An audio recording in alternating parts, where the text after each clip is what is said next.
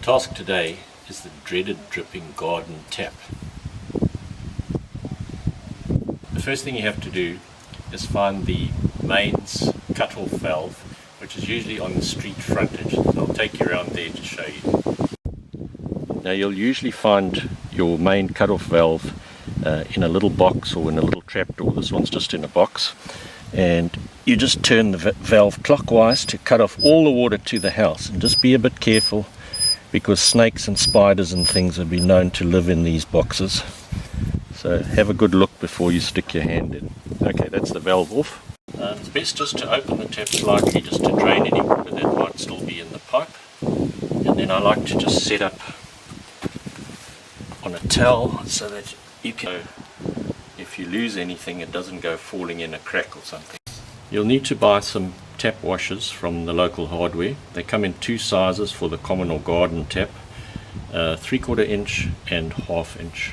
So make sure you've got a supply of both of those before. These are just a few tools that I'll be using. I'll go through them as we use them. First step is to take the top of the tap off. Just loosen it a bit first, that's always a good thing, and then hold the tap with a pipe wrench, because you don't want the tap twisting the pipe that it's joined to. And then use an adjustable wrench or shifting spanner to work against there. Sometimes they're a little bit tight.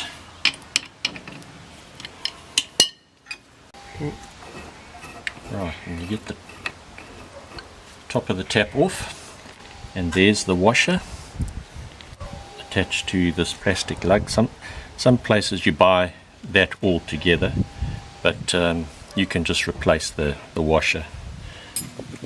Now this is a 1/2 inch tap. You can see the impression that's set in there, and that's usually when they start dripping. So that's why we'll be replacing it.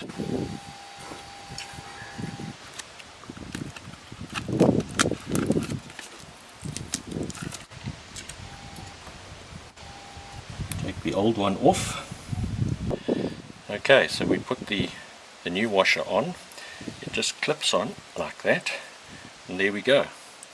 And then you put it back the way you found it, face down. Screw the tap back on.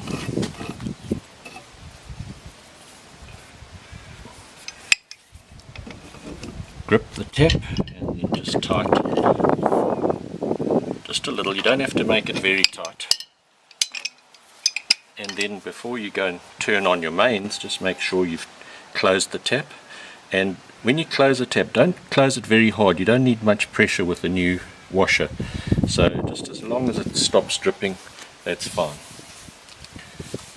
Now I could have bought one of these washers, which already comes with the plastic housing and all set up. So that you can do, but the reason I wanted to show you how to change these older type washers is some of the older taps, this plastic section is brass with a little screw and nut coming out there, so you'd have to undo the nut, take the old washer off, put the new washer on and replace the nut. So if you come across one of those, you know how to do that as well.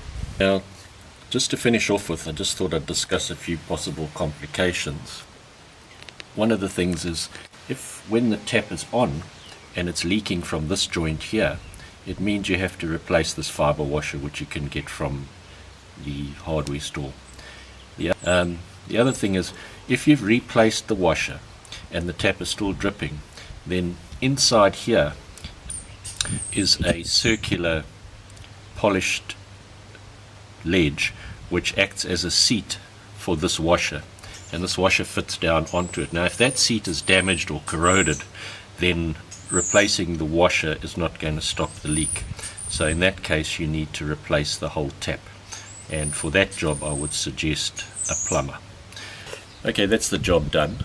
And then the last thing you have to do is turn on the mains water supply in the front of the house.